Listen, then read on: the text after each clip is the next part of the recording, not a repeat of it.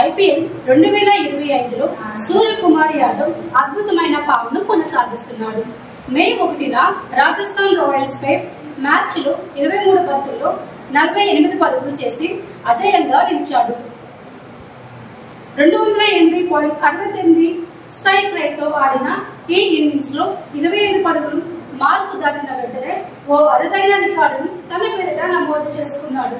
వరుసగా 11వ మ్యాచ్ లో 25 కంటే ఎక్కువ పరుగులు చేసిన తొలి ఐపీఎల్ ఆటగాడిగా నిలిచాడు.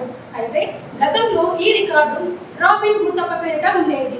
ఈ రికార్డుతో పాటు సూర్య ఈ సీజన్ లో ఆరెంజ్ క్యాప్ రేస్ లో ముందున్నాడు. ఇప్పటి వరకు 11 మ్యాచ్ లో 67.85 సగటుతో 475 పరుగులు చేశాడు. ఇందులో 3 అర్ధ సెంచరీలు ఉన్నాయి. ముంబై ఇండియన్స్ కూడా మంచి ఫామ్ లోనే ఉంది. 11 మ్యాచ్ల్లో 7 విజయాలతో పాయింట్ల పట్టికలో అగ్రస్థానానికి చేరింది.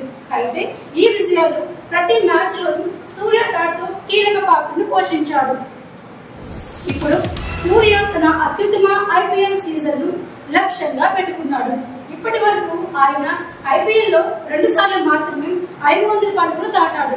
అతని బెస్ట్ సీజన్ 2023లో 16 మ్యాచ్ల్లో 605 పరుగులు చేసిన సందర్భం.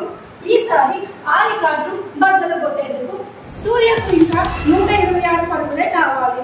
ఈ ఫామ్ 2026 టీ20 వరల్డ్ కప్ దృష్ట్యా టీమిండియాలకు బలమైన సంకేతంగా మారనుంది.